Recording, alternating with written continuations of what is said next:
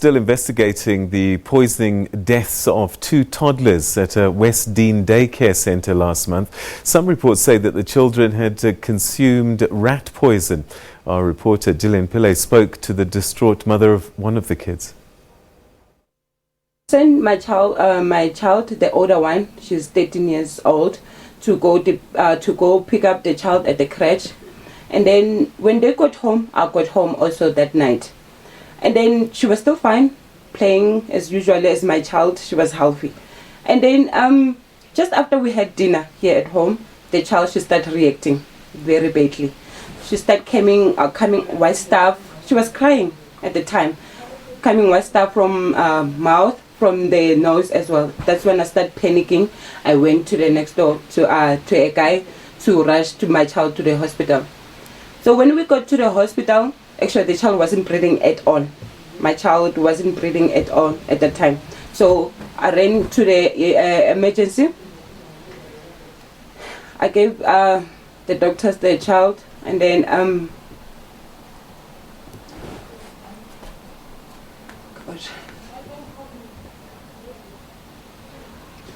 they were busy with the child, my baby, be busy pushing her because she wasn't alive at all. And then later that night, when we were waiting to hear what's happening with my child, the doctor called me aside and then asked me, did I come with 2 kids? I said to him, no, I only came with 1 child. And then he said to me, there's another child as well with the same situation. The child wasn't breathing at all and stuff like that. I said, no, doctor, I came with only my child. So it's only her that I know is so far, And then the doctor explained to me, your baby. He said to me, both these kids, when they came here, they were dead. They were not breathing at all. But the way he was not clarified at that time. He said that either these 2 kids, they touched that thing or ate it. He's not sure at the moment. But whatever it is killing them inside. Your baby is breathing now. We're going to take the baby to ICU. But I can't tell you the baby's going to be okay. Friday on the 10th in the morning, I rushed there to the hospital. When I got there, I found the doctors, they were still busy with my baby. They was actually cutting their hair. They're putting another drip. The child's brain is damaged, so they're trying to get another drip in her head. They took me outside. I didn't even last for 5 minutes. The nurse, she came running and telling me that my child's heart has stopped. All right, so we take this story further with the City of Johannesburg's member of the mayoral committee responsible for health and social development, Dr. Mpho Phalatse. She joins me now in studio. Good afternoon to you, MMC. Thank you so much for coming through. What a sad story. And you were telling me off air that this actually happened about a month ago. That's true. It was only brought to my attention only this week by the ward councillor. Upon investigating why this was not brought to my attention earlier, I discovered that even the head of the health department and the head of environmental health were not aware of this case. However, environmental health within the region did respond immediately and immediately closed down their facility after conducting an investigation, interviewing the parents of the 2 children who passed away, as well as the lady who was taking care of these children. So I'm not sure what happened in terms of communication between the region and head office, but this was only brought to our attention now. We felt a need to still follow it up because we picked up there are gaps in the system. There are things that we need to make right, and we need to look at how we can prevent the sort of thing happening going forward. So as I said, this happened last month. The preschool was closed down last month as well, as you say, it happened immediately. But then they didn't have proper documentation.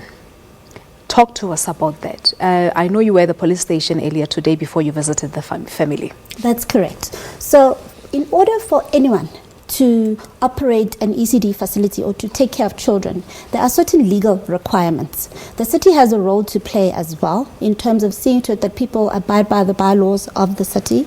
There are various departments within the city that are responsible for this. In the City of Johannesburg, we've got, for instance, environmental health. They're responsible for issuing every ECD facility with a health permit. So they need to go there, do an inspection. There are certain things that they look out for, and based on whether they're happy or not, they will issue the health permit. They also, if there is food handling happening at the facility, environmental health also needs to issue the facility with a certificate of acceptability, which means that they comply, in terms of the regulations around food handling. Now, there's other departments involved as well. You've got EMS fire safety that is concerned about fire safety. Is there a fire extinguisher? Is there an evacuation plan? Are the childminders trained in basic first aid, basic firefighting? So they would then issue a fire certificate where there is compliance. And then you've got development planning, which is another department in the city. Within development planning, we deal mainly with two sub-units.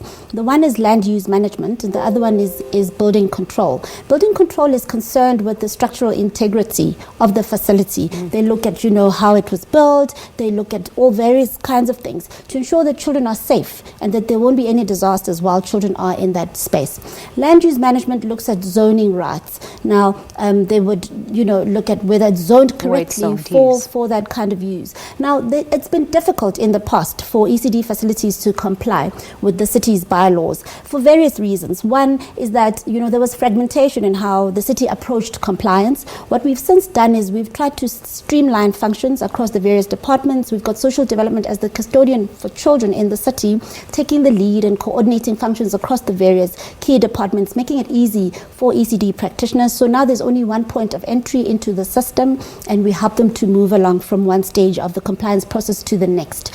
Where there is a need, for instance, for finances, some of the ECD practitioners cannot afford, some of the work that needs to go into them being compliant. For instance, if there's no building plans, they need draftsmen or architects, to help them with that. We have partnered with the Whole Out Foundation, and they've been able to assist us, with meeting these practitioners halfway where there is a need. So there is a lot of support. We work with ECD forums within the regions. We hold workshops around compliance. However, what we're picking up is that some of these, particularly these illegal ones, are not on our database. What we are looking at is how do we close that gap? Are there other stakeholders that we can work with on the ground that can help us? Surely that's got to be the community, because that is where they operate. Absolutely. Yeah, just before we talk about what happens going forward, you met with the families. We've just seen a clip a short while ago.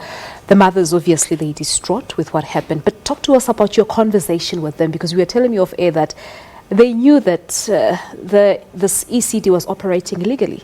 Well, the common assumption in cases such as these is that mothers are not informed about what they need to look out for when they leave their children with someone.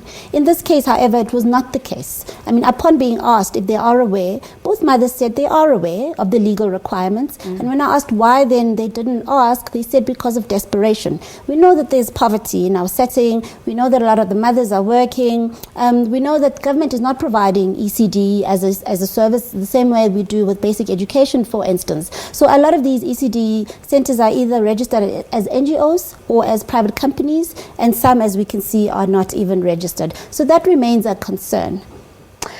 So have you been to this ECD? Have you been to the place? We went there today, even though we were denied access. However, the environmental health practitioner that handled the case last month did do a full investigation, and a report is available. And he does report that it was in no way in a position to render the type of service that it was rendering. So you went, you were denied entrance. We were denied Reason entry being, by who was the landlord. The landlord was very defensive. The landlord said to us that he sees nothing wrong with what he's doing. He's offering a service to the community. He's helping the community as far as he's concerned. Is the landlord the owner of this preschool? The landlord is the owner of the property. He claims that it is his domestic help that is rendering the service, and he claims that it's been happening for 8 years. One of the mothers did confirm that this is her third child that is using the same facility. So he doesn't see anything wrong with it? He sees nothing wrong, and even after the environmental health practitioner closed it down, because that surely means there's something wrong. But why is he still there? Why has the law enforcement agencies not pounced on him? That is a question. We have submitted a statement to the SAPS. There is a case that's been opened. That is not our space. We have handed it over. So yes, we are hoping that that they will face the full might of the law. Yeah, and I think one can also say, MMC, that this incident may be just one of the many that are happening around Johannesburg. What's going to happen going forward? How are we going to deal with this problem and get rid of these illegal ECDs? Well, this was an opportunity for us to identify gaps. There's a lot that we're already doing, as I said, in partnership with the Whole Heart Foundation. I think we've come a long way to meet ECD practitioners halfway, to give them the training that they need and to help them with their compliance needs. However, we are picking up that there are some that are not on our database. We are identifying more stakeholders that we can work with. For instance, we had the Residents Association in Westdene today. They're quite informed. They know where some of these creches are. There's no signage, no sign at all. When you look at it, you just see a residential property. So there's no way even for our childcare officers to know that children are being kept there. These are informal arrangements between the mothers and whoever they're leaving their children with. So we are hoping that through the Residents Associations, over and about the ECD forums that we already have a relationship with, that we will be able to reach more. But I think I would like to also appeal to other spheres of government. Provincial social development also has social workers working within our catchment area, that we can work together better, to make better use of the resources that we have on the ground. We don't have enough foot soldiers on the ground. That is a fact. We do rely on what we have, but we need partnerships. And through partnerships, I believe that we will do better in terms of law enforcement. And the reality is, we as parents must start taking responsibility and ensure that our children are registered, or rather they go to preschool at registered institutions and ECDs. What should the parents look out for, at least when registering your child at a creche?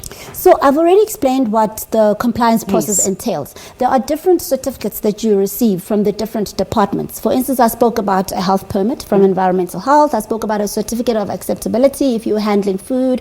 I spoke about a fire certificate, for instance, from EMS fire safety. A parent needs to start to inquire about those things. They need to ask, and if they're not sure, we've got social workers in the regions. They're welcome to approach our social workers and ask them to go with them and check if those facilities are compliant. That's what we're there for. But most importantly, to check if they're registered as well. They need to check if they're registered, because that's a point of departure. You need to be registered as a legal entity, either a private company or an NGO. Yeah.